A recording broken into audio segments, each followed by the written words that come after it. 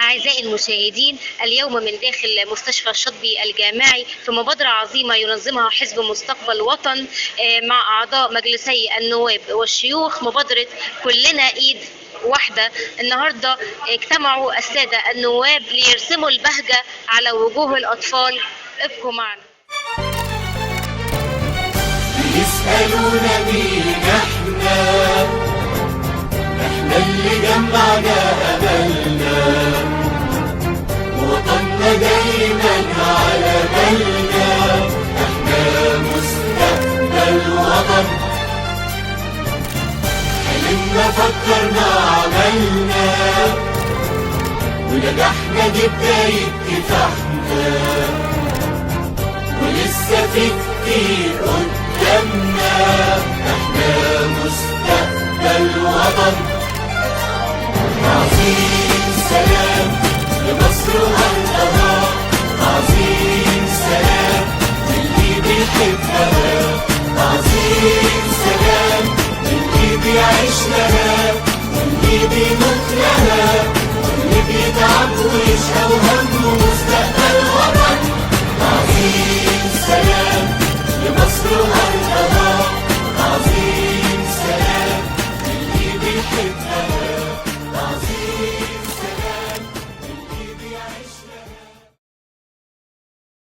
أعزائي متابعي حزب طبعا مستقبل وطن، النهارده في مبادرة ينظمها حزب مستقبل وطن تحت عنوان كلنا إيد واحدة. معنا الدكتور أحمد سعد مدير المستشفى الجامعي. أهلا وسهلا بحضرتك. أهلا وسهلا بيكم ومنورنا في مستشفى الشاطبي للأطفال. أهلا وسهلا بحضرتك.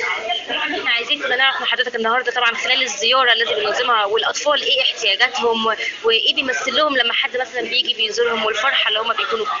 بصي حضرتك، طبعا احنا مستشفى الشاطبي للاطفال جامعه اسكندريه، هي مش بتخدم اسكندريه بس، هي بتخدم 3 محافظات جنبها، هي بتخدم البحيره وبتخدم مرسى مطروح، وبيجي لنا من كفر الشيخ وبيجي لنا من سيوه. مستشفى الشاطبي للاطفال بيتردد عليها حوالي كل يوم ما يتردد على العيادات الخارجيه حوالي 3700 طفل. الاقسام الداخليه فيها عندنا حوالي بطاقه 240 سرير كاملين. عندنا اقسام لجراحه الاطفال، هو القسم الوحيد اللي موجود في اسكندريه وفي كل المستشفيات قسم جراحه الاطفال. عندنا وحده قسطره قلب، عندنا وحدتين للعنايه المركزه، واحده في الدور اللي احنا فيه في الدور الاول ده بطاقه 11 سرير، وواحده جديده بنفتحها بالتبرعات كامله ان شاء الله هنفتحها قريب بطاقه 13 سرير. وعندنا برضو مكانتين او 3 في الغسيل الكلوي الطارئ. وعندنا طبعا غير الاقسام المختلفة عندنا وحدة اشعة مقطعية بتخدم الاطفال اللي موجودين، وكل الخدمات دي بنقدمها بالمجان. طبعا النهاردة اما يجي لنا زيارة جميلة من السادة اعضاء مجلس النواب عن محافظة اسكندرية من حزب مستقبل وطن، هم طبعا منورينا، ودي لفتة جميلة جدا انه يزوروا الاولاد المرضى في العنابر بتاعتهم. حتى الاهالي، الناس اللي بيترددوا علينا دي اسرنا البسيطه اللي احنا كلنا منهم، الناس دي كلها بتبقى محتاجه حد يطبطب عليهم، حد يديهم هديه، حد يلعب معاهم، حد ينظم لهم حفله.